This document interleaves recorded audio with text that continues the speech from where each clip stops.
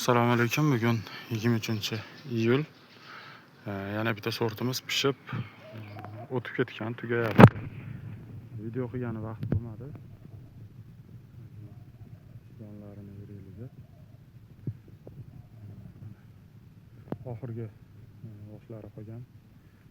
Mayizga aylanyapti. Bu sortimizning nomi Campechen degan sort. Amerikaning Arkansas universiteti chiqargan kishmish sort, urug'siz. Donani yuriliga.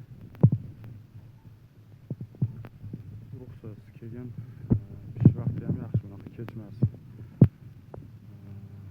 Kasalliklarga chidamli, sovuqqa chidamli. Buni ko'mish shart emas bu sortni. Bizni O'zbekiston sharoitida hamma viloyatlarda sovuqqa bemalol chidaveradi. Har qanaqa sovuqqa. Va keyin bu sortda yana bitta o'ziga xos tomoni mazasi.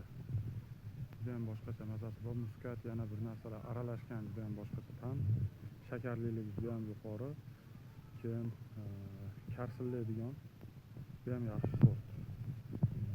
Campechen degan sort.